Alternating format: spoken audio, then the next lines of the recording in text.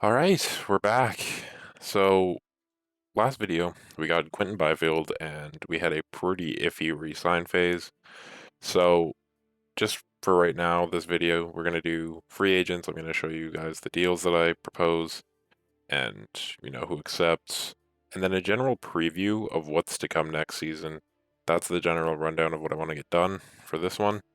But yeah, let's get right into it. All right. So I think I'm going to sign Tyson Berry to a 5 million for 4-year deal, just because he's the youngest decent player that I'm kind of looking into in terms of defensemen. And if I were to sign a 4-year deal for like 2 million more than this for a Shattenkirk or a Brody, they're probably going to drop down to Tyson Berry's overall, while after this deal, Tyson Berry is probably still going to be around that 83 range.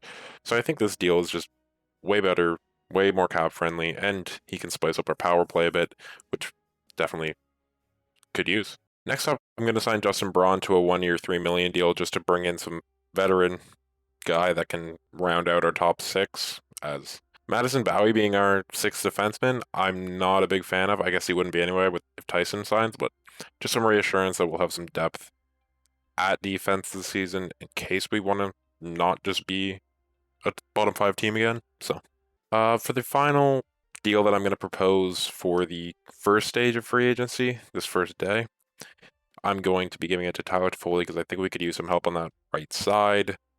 He's only 28, over 5 years. Ugh. Okay. If he wants to take 4.65 over 3, I would much rather that deal. I don't think he'll take this. This is just kind of a shot. If we get him, it's a nice little upgrade to our right side. If we don't, it's not the biggest deal. Justin Braun has accepted. Tyson Berry signs with the Flyers. Fucking bitch. And Tyler Toffoli accepted. I didn't expect that. So over 3 years for 4.6, I'll take it. And with probably my final deal of free agency, I'm going to bring in Ilya Kovalchuk so he can play on that right side.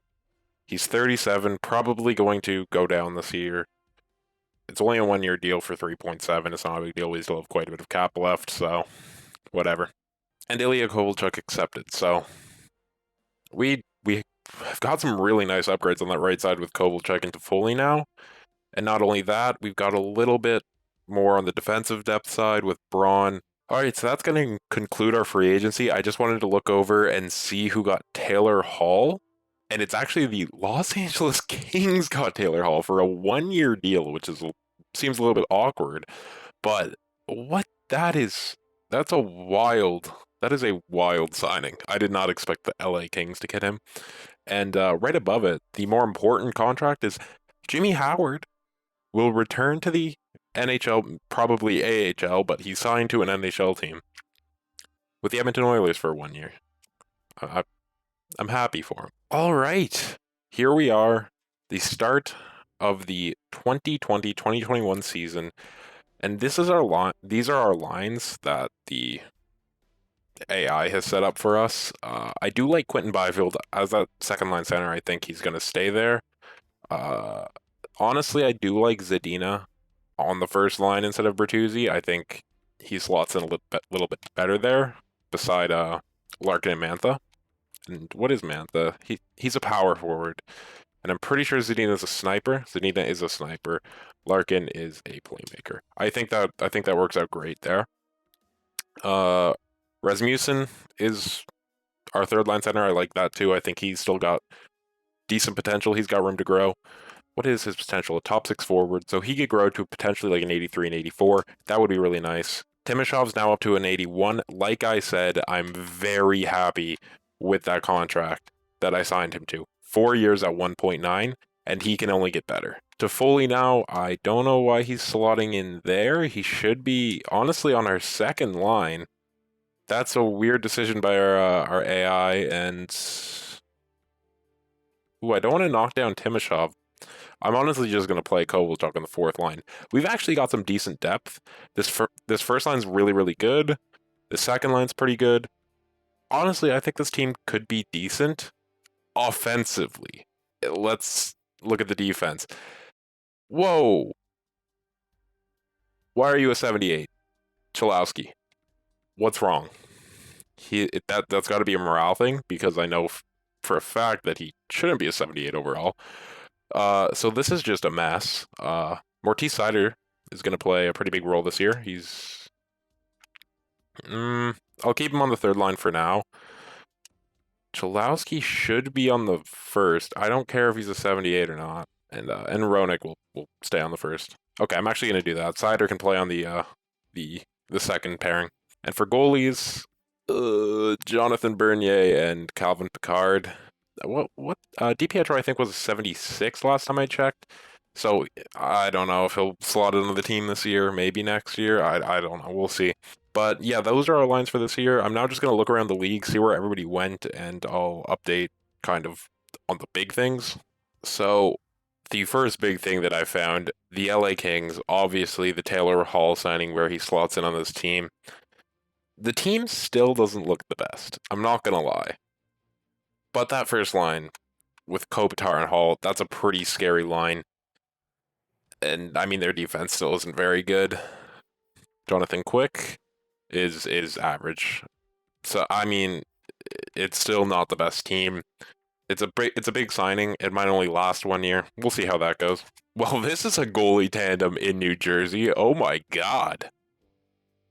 Leonard and Markstrom, both 86 overall. I mean, the rest of the team doesn't look good at all. But that is a goalie tandem right there. This is Alexis Lafreniere's new team, the Nashville Predators. He'll slot in the line with Arvidsson, Duchesne. It's still not a great team. I don't know why their overalls are so low. I'm assuming they're. I couldn't tell you why Philip Forsberg is a 79 overall. Why Arvid? I mean, I actually don't remember what I didn't change much about this team. Is something I remember, but yeah, I don't know what's wrong with all of their overalls. Their defense still seems to be intact. In terms of just like overall wise, Yossi's still an 89, Ellis still an 87. Uh, Renee's still going, 86. Stars an 84. I don't know what's going on with their offensive overalls, but they've got Lafreniere to slot in there, maybe to help this team do anything offensively. Oh, that's where Corey Crawford went. So Corey Crawford, who's still an 87 overall right now, has signed with the Ottawa Senators to a 1 year deal. Okay, that's where he went. I was wondering where he went. Oh wow, the Toronto Maple Leafs signed Zdeno Chara. Wow, that actually shocked me. Nothing. They signed Braden Holtby too to play backup to Anderson. So, a fun free agency for the Leafs. But yeah, I think that's gonna do it for just right now.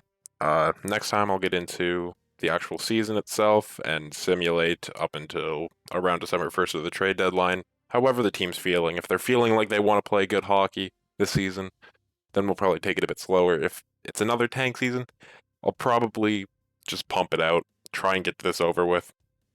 It could be a painful season again. I don't know. This still looks like an offense that can shock, especially if Quentin Byfield has a good rookie year. So we'll see. But yeah, that's it for right now.